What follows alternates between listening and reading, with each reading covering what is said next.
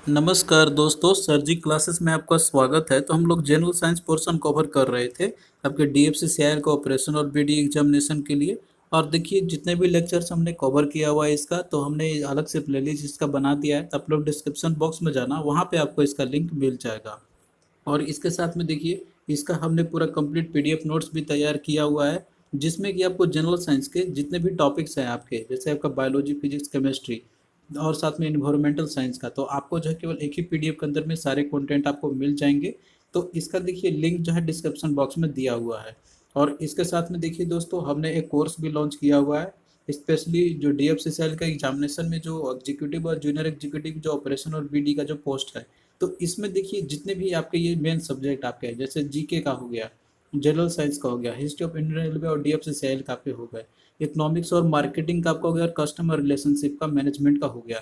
तो इनका जो है यहाँ पे आपको टॉपिक वाइज लेक्चर्स तो प्रोवाइड किया ही जाएगा, और साथ में पीडीएफ भी आपको मिलेगा अलग से इसमें, और सब्जेक्ट वाइज इसमें आपको जो है टेस्ट सीरीज भी आपको प्रोवाइड करेंगे। तो ये देखिए केवल ओनली 199 रुपीज़ में केवल ये अवेलेबल है आपका। और इसके लिए आप लोग हमारा ऐप डाउनलोड कर लेना, सर जी क्लासेस के नाम से है। इसका लिंक हम आपको डिस्क्रिप्शन बॉक्स में दे देंगे। तो जो लोग भी डेडिकेटेड वे में प्रिपरेशन करना चाहते हैं, खासकर जब आपका ऑपरेशन और बीडी का एग्जामिनेशन है, तो आप लोग जो इस कोर्स को ज्वाइन कर सकते हो। यहाँ पे जो आपको कंप्रिहेंसिव वे में इन सभी सब्जेक्ट का बारे में आपको पढ़ाया जाएगा। और इसके लिए देखिए जब आप लोग ऐप को डाउनलोड करोगे, तो आपको पहले रजिस्ट्रेशन करना होगा, और उसके बाद फिर आपको स्टोर सेक्शन में जाना है। और स्टोर सेक्शन में जाने के बाद यहाँ पे आपको जो कोर्स दिख जाएगा डीएफसीसीएल एग्जामिनेशन वाला जो है आपका, और उसके बाद फिर जब आप लोग बाय कर लोगे, तो आपको फिर कंटेंट में जाना है। यहाँ पे आपको जो है सभी के फोल्डर्स आपको मिल जाएंगे, लेक्चर जो आपके सब्जेक्ट वाइज है, जीके के, जनरल साइंस का, हिस्ट्री ऑफ रेलवे का और डीएफसीसीएल का, इकोनॉमिक्स, मार्केटिंग, सीआरएम का, और साथ में जो पीडीएफ फाइल्स है, तो ये सभी का आपको अलग अलग फोल्डर मिल जाएगा। तो जो लोग भी कम्प्रिहेंसिव वे में तैयारी करना चाहते हैं इस एग्ज़ाम के लिए, तो आप लोग जो है यहाँ पे ज्वाइन कर सकते हो। यहाँ पे बेनिफिट ये रहेगा कि आपको कोई ऐड यहाँ पे नहीं आएगा, जैसा कि यूट्यूब में आपको आती है। तो आप लोग इसको कर सकते हो, यहाँ पे लिंक डिस्क्रिप्शन बॉक्स में दिया हुआ है। तो पिछले क्लास में हमने वर्क पावर एनर्जी के बारे में हमने स्टडी किया था। तो आज देखिए जो टॉपिक है इसमें हम लोग कवर करेंगे ग्रेविटेशन के बारे में। तो इसका हम लोग डेफिनेशन समझेंगे, और इसके बाद जो है जो इम्पोर्टेंट कॉन्सेप्ट है इससे रिलेटेड, तो वो सारा कुछ हम लोग यहाँ पे देखेंगे। तो देखिए कोई भी यूनिवर्स के अंदर में आप देखते होंगे कि कोई भी बॉडी है, जब हम लोग उसको ऊपर फेंकते हैं, तो वो जो है कुछ समय तक ऊपर ट्रेवल करने के बाद जो है वापस वो नीचे आपका ही फॉल कर जाता है। और ऐसे भी बहुत सारे एग्जाम्पल है, जैसे मान लीजिए कोई ऊपर में पेड़ में कोई फल लटका हुआ रहता है, तो आप देखते होंगे कि वो जो है वापस धरती पे ही आके गिरता है, मतलब कि वो जो है आपका नीचे ग्राउंड पे ही आके फॉल करता है आपका। ऐसा नहीं कि वो जैसे पेड़ पे लटका हुआ है तो वो जो है ऊपर जाके, मतलब ऊपर वो चला जाएगा। तो ये फिनोमेना आखिर ये ऐसे क्यों होते हैं, तो देखिए इसके पीछे न्यूटन ने जो है इसके पीछे डिस्कवरी किया था। और इन्होंने जो है इसके बारे में, ग्रेविटेशन के बारे में जो है इन्होंने पता लगाया था कि एक्चुअली में जो है क्यों कोई भी ऑब्जेक्ट है वो नीचे की ओर फॉल कर रहा है। तो ये एक्सपेरिमेंट इन्होंने जो है एप्पल ट्री के नीचे बैठा हुआ था, तो उसी के ऊपर सेब जो है फॉल किया था, तो उसी के बेसिस पे इन्होंने आइडेंटिफाई किया हुआ था। तो कोई भी जैसे देखिए बॉडी है आपका, कोई भी बॉडी है आपका, तो उसके ऊपर में एक फोर्स एग्जिस्ट करता है, फोर्स एग्जर्ट करता है, उसके ऊपर में लगती है। तो वही जो है फोर्स ऑफ ग्रेविटेशन है आपका, जो कि कोई भी बॉडी को अपनी ओर उसे आकर्षित करता है, उसको अट्रैक्शन करता है यहाँ पे। तो सिंपल इसका देखिए डेफिनेशन आपका हो जाए ग्रेविटेशन का, कि it is the force of attraction between any two bodies in the universe. अब यूनिवर्स के अंदर में कोई भी, मान लीजिए कोई दो बॉडी है आपका, तो उसके बीच में जो है अट्रैक्शन फोर्स लगती है, तो इसी को बोलते हैं हम लोग ग्रेविटेशन बोलते हैं। तो यहाँ पे एक टर्म आपका आता है ग्रेविटी का। तो यानी कि जो ग्रेविटी है आपका, तो ग्रेविटी ये फोर्स ऑफ अट्रैक्शन होता है आपका। जैसे कोई एक प्लानेट है, प्लानेट मान लीजिए हम अर्थ का ही हम एज्यूम करते हैं यहाँ पे, और कोई एक बॉडी है, बॉडी मान लीजिए आपका कुछ भी हो सकता है, कोई फ्रूट्स है जो कि पेड़ पे जो लगे हुए रहते हैं वहाँ पे, और अगर वो टूटता है तो टूट के नीचे गिरेगा यहाँ पे, तो क्या हो रहा है कि प्लानेट और जो है और जो बॉडी है उसके बीच में एक फोर्स ऑफ अट्रैक्शन लग रही है। तो ग्रेविटी आपका हो गया, it is the force of attraction between planet and a body. और ग्रेविटेशन आपका हो गया, दैट इज अट्रैक्शन बिटवीन कोई भी दो बॉडी आपका हो सकता है यूनिवर्स के अंदर में। तो ये दो केवल डिफरेंस है इसके बीच में। अब यहाँ पे देखिए इसके पीछे आपका कॉन्सेप्ट आपका रहता है एक एक्सेलरेशन ड्यू टू ग्रेविटी का। अब यहाँ पे देखिए कोई भी बॉडी है, जैसे मान लीजिए ऊपर है, मान लीजिए ऊपर कोई हाइट पे है, अगर वहां से वो फॉल कर रहा है, तो उसके अंदर में एक्सेलरेशन तो आएगा ही, मतलब वो ना कोई एक स्पीड से वो, या फिर जो कोई इसके अंदर में एक जो है एक्सेलरेशन प्रोड्यूस्ड होगी ही बॉडी के अंदर में। तो जो एक्सेलरेशन बॉडी के अंदर में प्रोड्यूस्ड हो रही है, अब ग्रेविटी के फोर्स के चलते, क्योंकि देखिए ग्रेविटी जो फोर्स है ये अर्थ जो है ग्रेविटी उसके ऊपर में लगा रही है, तो वो अपना और खींच रही है, तो वो जो है कोई ना कोई एक एक्सेलरेशन से वो नीचे गिरेगा ही। तो जो बॉडी के अंदर में ये एक्सेलरेशन जो प्रोड्यूस होती है due to force of gravity, इसी को बोलते हैं हम लोग एक्सेलरेशन ड्यू टू ग्रेविटी। तो इसका जो है एक वैल्यू होता है यहाँ पे, मतलब कि जो कितना जो एक्सेलरेशन ड्यू टू कितना एक्सेलरेशन उस बॉडी के अंदर में आया जब फोर्स ने जिस ग्रेविटी फोर्स के साथ में जो है अर्थ ने उसे अट्रैक्ट किया, तो उसकी वैल्यू होती है 9.8 मीटर पर सेकंड स्क्वायर। इसको देखिए कहीं पे 10 मीटर पर सेकंड स्क्वायर भी ले लिया जाता है फॉर सिंप्लिसिटी ऑफ कैलकुलेशन के लिए। तो ये आपको यहाँ पे याद रखना है कि जो एक्सेलरेशन ड्यू टू ग्रेविटी की जो वैल्यू जो होती है तो वो कितना होता है 9.8 मीटर पर सेकंड स्क्वायर आपका हो गया। और यहाँ पे देखिए जो ये एक्सेलरेशन ड्यू टू ग्रेविटी है आपका, जो कि हम लोग स्मॉल जी से इसे रिप्रेजेंट करते हैं हम लोग, तो ये जो है बॉडी का मास में उससे उसका कोई फर्क नहीं पड़ेगा, मतलब उससे वो इंडिपेंडेंट रहेगा। इसका मास चाहे बॉडी का वो कितना भी हो तो सभी में इतना ही लगेगा, मतलब 9.8 मीटर पर सेकंड स्क्वायर की जो है ये वैल्यू होती है उसकी, चाहे वो कोई भी बॉडी हो उसकी मास कैसा भी हो, तो ये बॉडी के मास के ऊपर में इंडिपेंडेंट रहेगा। और ये वेरी कैसे करता है, तो ये वेरी करता है आपका अल्टीट्यूड पे और डेप्थ पे, यानी कि कोई बॉडी कितना अल्टीट्यूड पे और वो कितना डेप्थ पे है, तो इसके बेसिस पे इसकी वैल्यू वेरी करती है। तो इसके वेरिएशन से रिलेटेड भी क्वेश्चन पूछा जाता है कि मान लीजिए एक्सेलरेशन ड्यू टू ग्रेविटी जो है वो आपका अगर बॉडी यहाँ पे है तो उसकी वैल्यू कितनी होगी, और या तो बॉडी के कहीं और रखा जाता है तो वो कितनी होगी, तो ये सारा कुछ हम लोग आगे डिस्कस करेंगे। तो यहाँ पे देखिए एक आपने देखा मास के बारे में, और दूसरा आपका एक होता है कॉन्सेप्ट वेट का। तो वेट देखिए क्या होता है यहाँ पर कि कोई भी जैसे बॉडी है आपका, कोई भी बॉडी है तो वो कितना फोर्स के साथ में अट्रैक्ट हो रहा है सेंटर ऑफ अर्थ की ओर में, तो उसको बोलते हैं हम लोग वेट बोलते हैं हम लोग यहाँ पे। तो ये एक सिंपली से एक फोर्स आपका होता है कि जिसके थ्रू कोई बॉडी अट्रैक्ट होता है toward the centre of the earth के बीच में।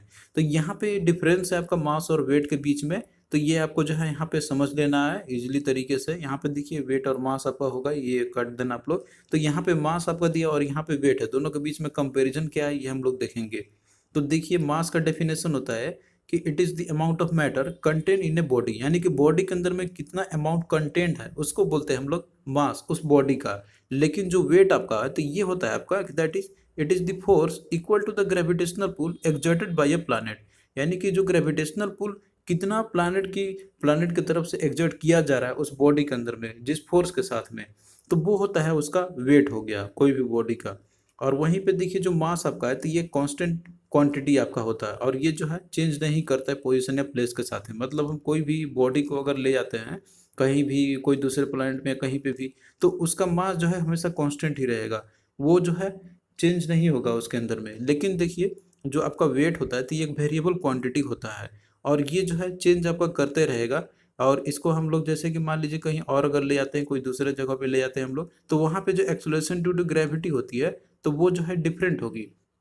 अब इसमें वेरिएशंस आते रहते हैं, डिफरेंट डिफरेंट प्लेस पे इसकी वैल्यू वेरी करती रहेगी, तो ये चीज़ इंपॉर्टेंट है, आपको यही याद रखना है यहाँ पे। और उसके बाद देखिए जो मास है आपका, तो बॉडी का मास जो है वो कभी भी जीरो नहीं होगा, क्योंकि कोई भी बॉडी है तो उसका कुछ ना कुछ मास तो होगा ही होगा। लेकिन देखिए जो वेट है किसी भी बॉडी का वो आपका जीरो भी हो सकता है, जब वो फ्री फॉल करता है तो उस समय उसकी वेट जीरो हो जाती है। और वहीं पे देखिए यूनिट की बात करते हैं कि मास जो है आपका, इसका जो मेजरमेंट करते हैं हम लोग तो है किलोग्राम में। और उसके बाद जो वेट है आपका तो इसका मेजर करते हैं हम लोग सिंपली फोर्स आपका लगता है, मतलब फोर्स ही क्या है एक वेट है एक्चुअली में। और तो इसी का क्या होगा फोर्स का जो ऐसा यूनिट होता है तो वही वेट का भी हो जाएगा, तो इसका आपका हो जाएगा न्यूटन, मतलब इसको न्यूटन में मेजर करते हैं हम लोग वेट को। तो ये दो जो है आपके बेसिक डिफरेंस है मास और वेट के बीच में। अब आइए हम लोग यहाँ पे देखते हैं कि जो हमने आपको जैसे एक्सेलरेशन ड्यू टू ग्रेविटी यानी कि जो स्मॉल जी है, इसके बारे में हमने आपको बताया था कि ये क्या होता है कि ये जो है जो फोर्स ऑफ अट्रैक्शन जो कि एक प्लैनेट के द्वारा जो एक्सर्ट किया जाता है कोई बॉडी के ऊपर में, तो वो होता है आपका एक्सेलरेशन ड्यू टू ग्रेविटी, जिसकी वैल्यू आपकी होती है 9.8 मीटर पर सेकेंड स्क्वायर। तो ये वेरिएशन आती है इसके अंदर में, मतलब कि जो एक्सेलरेशन ड्यू टू ग्रेविटी है आपका, तो इसका वेरिएशन होता है वो डिफरेंट डिफरेंट प्लेस पे। तो वो कौन कौन से प्लेस है और किस तरीके से उसमें डिक्रीमेंट या इंक्रीमेंट आएगी, तो वो जो है आपको याद रखना होगा, और एक इक्वेशन के बेसिस पे आपको इसको याद रखना है। देखिए जो आपका जी के वैल्यू जो होती है, यानी कि जो small g acceleration due to gravity, इसका फॉर्मूला होता है Gm/r²। तो यहाँ पे आपका जी ग्रेविटेशनल कांस्टेंट आपका हो गया, और एम जो है ये मास हो गया, और उसके बाद आर जो है ये रेडियस होता है अर्थ का। मास आपका एम मतलब ये मास हो गया अर्थ का होगा यहाँ पर। तो इसके ऊपर में आपको बस यहाँ पे दिखना है। अब यहाँ पे देखिए रेडियस की हमने बात किया कि नीचे आपका क्या इन्वर्स रिलेशनशिप है इसके बीच में, और जो आपका जी है एक्सेलरेशन ड्यू टू ग्रेविटी का, तो इसके बेसिस पे आप लोग जो है यहाँ पे रिलेशन निकाल सकते हैं कि एक्सेलरेशन ड्यू टू ग्रेविटी जो है मेरा, तो वो किस तरीके से वेरिएशन करेगा।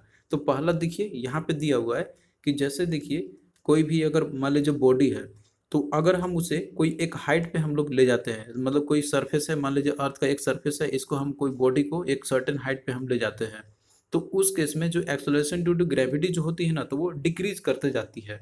और इसके साथ साथ में मान लीजिए कोई ऑब्जेक्ट है, उसको अगर हम लोग सरफेस से और नीचे मतलब सरफेस का जो डेप्थ है अगर नीचे हम लोग इसको ले जाते हैं, तो उस केस में भी इसकी वैल्यू जो है डिक्रीज करेगा। तो कहने का मतलब ये है कि अगर अर्थ सरफेस है, कोई बॉडी को हम लोग ऊपर ले जाए या फिर इसको नीचे ले जाए, तो जो एक्सेलरेशन ड्यू टू ग्रेविटी होगा आपका, तो दोनों केस में क्या होगा, डिक्रीमेंट होगा। तो ये इंपॉर्टेंट है, आपको इस बात पर ध्यान रखना है यहाँ पे। फिर उसके बाद देखिए दूसरी बात यहाँ पर आपका आता है कि इसकी मैक्सिमम वैल्यू कहाँ पे होगी, तो सरफेस ऑफ द अर्थ पे, क्योंकि देखिए जो अर्थ सरफेस है और यहीं पे फोर्स एग्जर्ट होती है, तो जब बॉडी जब सरफेस पे रहेगा तो उस केस में जो एक्सेलरेशन ड्यू टू ग्रेविटी रहेगा तो वो मैक्सिमम रहेगा, और जैसे ही इसे हम लोग ऊपर या नीचे ले जाए तो उसकी वैल्यू डिक्रीज करना शुरू कर जाएगी। तो हाइट पे वेरिएशन आपका आएगा, ऊपर या नीचे ले तो डिक्रीमेंट होगा। मैक्सिमम कहाँ पे होगा, तो इसका जो सरफेस है अर्थ का सरफेस है, तो वहाँ पे मैक्सिमम होगा इसका। और इसके साथ में ये भी आप लोग याद रख लेना यहाँ पे कि मोर और जीरो कहाँ पे होगा, यानी कि जो सबसे ज़्यादा कहाँ पे होगा, तो जैसे इक्वेटर जो है आपका, और इसके साथ में मतलब कि जो पोल्स के और बात करते हैं हम लोग इक्वेटर का, जैसे अर्थ आप जानते हैं कि ये इक्वेटर आपका होता है कि मतलब जो आपका 0 डिग्री हो गया, और पोल्स आपका ऊपर का जो पोर्शन आपका होता है ऊपर और नीचे का पोर्शन। तो अगर इन दोनों में कंपेरिजन किया जाए, तो देखिए जो पोल्स पे अगर हम लोग जाते हैं तो यहाँ पे ज़्यादा रहता है जी की वैल्यू, और इक्वेटर कंपेरिजन में कम रहेगी। और वहीं पे जीरो कहाँ पे होगा आपका, तो सेंटर ऑफ अर्थ पे आपका हो जाएगा, क्योंकि देखिए सेंटर ऑफ अर्थ में उस केस में क्या होगा, उस वहाँ पे जो वैल्यू रहेगी आपकी इसकी जीरो हो जाएगी सेंटर ऑफ अर्थ में। तो ये इंपॉर्टेंट पॉइंट है आपका जो कि आपको याद रखनी है। अब यहाँ पे देखिए जो आपका ये इंक्रीमेंट इसमें डिक्रीमेंट जो आपका हो रहा था हाइट का, मतलब अगर हम मान लीजिए कि डेप्थ हाइट या ऊपर जाए या फिर डेप्थ नीचे जाए हम लोग सरफेस ऑफ अर्थ से, तो देखिए जैसे सरफेस है अर्थ का, और अब जानते हैं कि जो रेडियस है अर्थ का, तो यहाँ से हम लोग मेजर करते हैं इसको। तो अब मान लीजिए कि जैसे हाइट आपका ऊपर है, मतलब सरफेस ऑफ अर्थ से ऊपर हम लोग जा रहे हैं, तो इस केस में क्या होगा यहाँ पे कि जो आपका मतलब कि इसके अंदर में आर का जो फॉर्मूला के साथ में क्या होगा, आर ई प्लस एच। और वही इसी तरीके से नीचे भी हम लोग जाते हैं तो यहाँ भी क्या होगा, आर ई प्लस में आपका जो सर्टेन जिसमें जो एच आपका आ रहा है हाइट आ रहा है तो वो भी आएगा। तो अब देखिए यहाँ पे आर के साथ में ये वैल्यू क्या हो रहा है, यहाँ पर आपका इंक्रीमेंट करेगा। तो जब ये आर इंक्रीमेंट करेगा तो जी की वैल्यू क्या होगा, आपका डिक्रीमेंट करेगा, डिक्रीज होगा, क्योंकि दोनों इनवर्स रिलेशनशिप में है। और वहीं जो सेंटर आपका रहता है तो उस केस में जो वहाँ पे आर की वैल्यू आपका जीरो हो जाता है उस केस में, तो यहाँ पे आपको वैल्यू जो है सेंटर पे अर्थ सेंटर पे क्या होगा, जीरो हो जाएगा। तो आप लोग इस फॉर्मूले से ही इसका काउंट कर सकते हैं, लेकिन ये आपको ज़्यादा कोई वो आपको उतना इस पे फंडामेंटली क्वेश्चन आपके नहीं आते हैं, बस आपको फॉर्मूला इक्वेशन याद कर लेनी है, इसके बेसिस पे आप लोग निकाल सकते हो। अब यहाँ पे देखिए जो न्यूटन्स लॉ का जो ग्रेविटेशन है, यानी कि जो इन्होंने दिया था, इनका एप्लीकेशन कहाँ कहाँ पे है ये हम लोग देखते हैं हम लोग। अब देखिए जैसे कि कोई भी मान लीजिए हमें मास एस्टिमेट करनी होती है अर्थ का, तो ये हम लोग एस्टिमेट कर सकते हैं इसके थ्रू। तो यहाँ पे इक्वेशन ही आपका दिया हुआ है, एम जी और आर की वैल्यू पता रहती है, और इसमें आपका जो कैपिटल जी है और ये स्मॉल जी है और आर की वैल्यू पता रहेगा, तो इससे हम लोग मास पता कर सकते हैं अर्थ का। तो ये इक्वेशन से हम लोग कर सकते हैं। दूसरा इसमें यह है कि हम लोग जो है इसका यूज कर सकते हैं हम लोग मून का, और साथ में सन का, और साथ में जो अदर प्लानट जो है तो उसकी कितनी मास है, तो उनको भी एस्टिमेट करने के लिए यूज किया सकता है इस इक्वेशन का। तो ये इंपॉर्टेंट है, आपको याद रखनी है। अब यहाँ पे देखिए हम बात करते हैं आपका, जैसे कोई अदर प्लानट है वहाँ पे जाते हैं हम लोग, तो वहाँ पे जैसे कि मास और वेट उसमें क्या कंपैरिजन या वेरिएशन जो आते हैं, तो ये हम लोग देखते हैं यहाँ पे। अब जैसे देखिए कोई ऑब्जेक्ट है उसको हमने मून पे ले गया, तो वहाँ पे वेट उसकी कितनी होगी ऑब्जेक्ट का। तो देखिए कोई भी ऑब्जेक्ट है आपका, तो उसकी जो वेट आपका होगा मून के सरफेस पे, तो वो देखिए इसका क्या रहता है, वहाँ पे वैल्यू डिफरेंट होती है, यानी कि अर्थ सरफेस के कंपैरिजन में यदि हम बात करते हैं तो। अब यहाँ पे यही सीन दिया हुआ आपका यहाँ पे कि जैसे जो वेट होता है ऑब्जेक्ट का जो मून की सरफेस है, तो वहाँ पे जो है आपका मैग्नीट्यूड ऑफ मास जो किलोग्राम में आपका होता है, तो उसे मल्टीप्लाई करते हैं हम लोग 1.67 न्यूटन से करते हैं हम लोग। तो इस केस में जो वेट है आपका मून पे, वहाँ पे जो वेट जो रहेगी ऑब्जेक्ट का, तो वो हाफ हो जाएगा, मतलब 1/6 उसकी हो जाएगी, हाफ नहीं यहाँ पे 1/6 हो जाती है उसकी। अब भाई हम लोग यहाँ पे देखते हैं escape velocity के बारे में, जिसे हम लोग VE से इसको हम लोग रिप्रेजेंट करते हैं हम लोग। तो escape velocity क्या होता है ये हम लोग समझेंगे। तो देखिए escape velocity ये वो मिनिमम वेलोसिटी रिक्वायर्ड वेलोसिटी होती है कि जिसके थ्रू कोई भी बॉडी को अगर हम लोग उसको प्रोजेक्ट करते हैं इस मिनिमम वेलोसिटी के साथ में, तो वो जो है ग्रेविटेशनल जो फोर्स जो लगती है, जो अर्थ सरफेस के द्वारा, अर्थ के द्वारा जो लगती है ग्रेविटेशनल फोर्स, तो वो जो है उसको स्केप कर जाएगा, मतलब उसको वो ओवरकम कर जाएगा। और वो जो है कभी भी वापस धरती पे नहीं आएगा, वो ऊपर की ओर चला जाएगा, मतलब वो जो है फिर चला जाएगा उसको जहाँ भी हम लोग माउंट करना चाहते हैं। जैसे सेटेलाइट आपका रहता है, तो जब सेटेलाइट को लॉन्च किया जाता है रॉकेट के थ्रू, तो उसमें भी एक मिनिमम वेलोसिटी की ज़रूरत होती है, यानी कि इसके वेलोसिटी का, जैसे कि वो ओवरकम कर जाए ग्रेविटेशनल फोर्स को, तो उसको बोलते हैं हम लोग इसके वेलोसिटी। तो इसकी देखिए एक वैल्यू होती है, that is equal to 11.2 kilometre पर सेकेंड, यानी कि इतना 11.2 किलोमीटर पर सेकंड के हिसाब से अगर कोई ऑब्जेक्ट को अगर हम लोग मान लीजिए उसको प्रोजेक्ट करते हैं हम लोग, तो वो जो है कभी भी वापस धरती पे वो फॉल नहीं करेगा। ऐसे आप नॉर्मली देखते हैं कोई भी ऑब्जेक्ट को आप फेंकते हैं तो वो कुछ दूर ट्रेवल करने के बाद जो वापस आ जाता है, क्योंकि उसके अंदर में उतनी मिनिमम जो रिक्वायर्ड वेलोसिटी है वो अचीव नहीं कर पाता है, जिसके कारण वो स्केप कर जाए। तो इसीलिए कोई भी ऑब्जेक्ट आपका वापस आ जाता है। लेकिन आप देखते हैं कि जो सैटेलाइट को अगर लॉन्च करना होता है रॉकेट के थ्रू, तो उसमें मिनिमम ये वेलोसिटी अचीवमेंट होनी चाहिए, ताकि वो जो है फिर वापस धरती पे ना आए और वो जो है फिर चला जाए जहाँ भी उसको मतलब कि जानी रहती है। तो इसकी वैल्यू आपका होगा दैट इज 11.2 किलोमीटर पर सेकेंड। और इसका देखिए इक्वेशन आपका होता है अंडर रूट ऑफ 2 GR। तो इसको आप लोग याद रख लेना है यहाँ पे, अंडर रूट ऑफ 2 GR, जी आपका जो आपका एक्सेलरेशन ड्यू टू ग्रेविटी है, और आर जो आपका ये रेडियस ऑफ अर्थ है। तो इसके ऊपर भी आपको क्वेश्चन आता है यहाँ पे। तो यही चीज़ आपको दिया हुआ है कि कोई भी बॉडी को हम लोग इसे थ्रो करते हैं अर्थ सरफेस से इस वेलोसिटी के साथ में आपका, तो बॉडी जो है आपको वो कभी भी वापस अर्थ पे नहीं आएगा। अब आइए यहाँ पे हम लोग क्वेश्चंस करते हैं, जो कि आपके DFCCL के एग्जामिनेशन में भी पूछा गया था क्वेश्चन आपका। इससे क्वेश्चन देखिए है कि the acceleration due to gravity acting on a body is called. तो देखिए जो एक्सेलरेशन ड्यू टू ग्रेविटी कोई भी बॉडी के ऊपर में जो एक्टिंग देने के जो एक्ट करता है, तो उसके हम लोग उसको हम लोग क्या बोलते हैं, सिंपल सा डेफिनेशन है यहाँ पे। तो देखिए इसी को बोलते हैं हम लोग वेट बोलते हैं। तो वेट आपका सिंपली एक फोर्स आपका रहता है, यानी कि जो एक्सेलरेशन ड्यू टू ग्रेविटी जो एक्ट हो रही है उस बॉडी के ऊपर में, तो उसी को बोलते हैं हम लोग वेट बोलते हैं सिंपली। तो राइट आंसर इसका आपका क्या होगा, ऑप्शन 3 हो जाएगा। और बाकी जो वेलोसिटी ग्रेविटेशन कांस्टेंट और मास है, तो इससे कोई रिलेशन ही नहीं है इसका।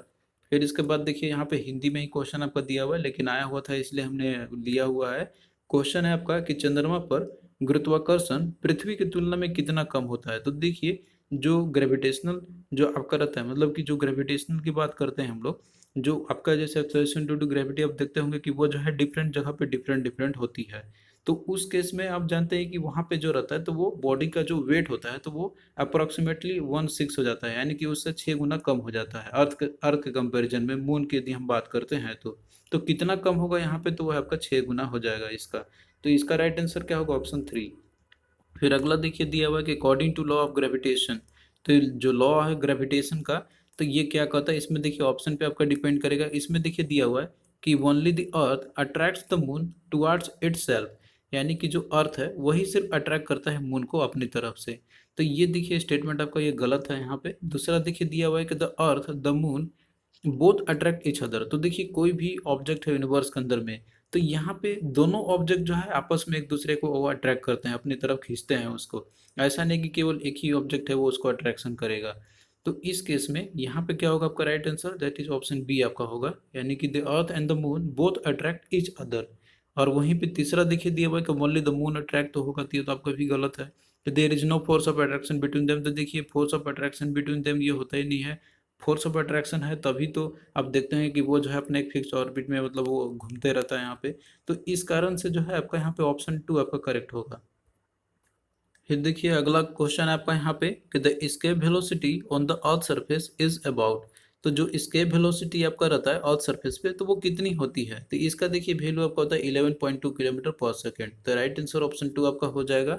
फिर इसके बाद देखिए अगला दिया आपका यहाँ पे क्वेश्चन है कि what is the gravitational force exerted on A mass called, यानी कि जो ग्रेविटेशनल फोर्स जो मास में एक्सर्ट होती है उसको हम लोग क्या बोलते थे सिंपली। यहाँ देखिए वेट का ही डेफिनेशन आपका पूछा गया था यहाँ पर आपका, तो राइट आंसर क्या है आपका यहाँ पे, दैट इज ऑप्शन सी है। तो ग्रेविटेशनल फोर्स देखिए जैसे कि आपका रहता है, कोई भी मान लीजिए ऑब्जेक्ट है आपका, और अर्थ में, अर्थ के कोई ऑब्जेक्ट है, अर्थ का जो वेट का जो लगता है एक्चुअली में यहाँ पर आपका, तो मास हम लोग जो है उसको मेजर करते हैं हम लोग, ऑब्जेक्ट का जो एनर्सिया होती है और जो वेट है आपका, तो वो क्या होता है कि वो एक फोर्स एक्सर्ट जो होता है उस ऑब्जेक्ट को ग्रेविटेशनल फील्ड के अंदर में जब वो आता है, तो वो फोर्स एक्चुअली में आपका होता है।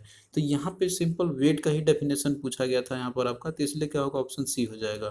तो यहाँ पे देखिए जो भी इम्पोर्टेंट जो टॉपिक्स कॉन्सेप्ट यहाँ पे साथ में है, तो वही हम लोग यहाँ पे डिस्कस करेंगे। इसमें ज़्यादा कोई हमको डेप्थ में पढ़ने की ज़रूरत नहीं है, जितना रिक्वायरमेंट है आप लोग उतना ही पढ़िए, तो आपका जो है ये पोर्शन कंप्लीट हो जाएगा। तो थैंक यू दोस्तों, आपको कैसा लगा ये लेक्चर आप लोग कमेंट करके ज़रूर बताना, और आगे भी देखिए आपका इसी तरीके से जो है क्लास कंटिन्यू रहेगा। जनरल साइंस का भी हम पोर्शन कवर करा रहे हैं आपका, और साथ में जो है आपका जो जो चल रहा है क्लास सीआरएम का भी, उसका भी हम जल्दी ही स्टार्ट कर देंगे। तो आप लोग बने रहना हमारे चैनल के साथ में।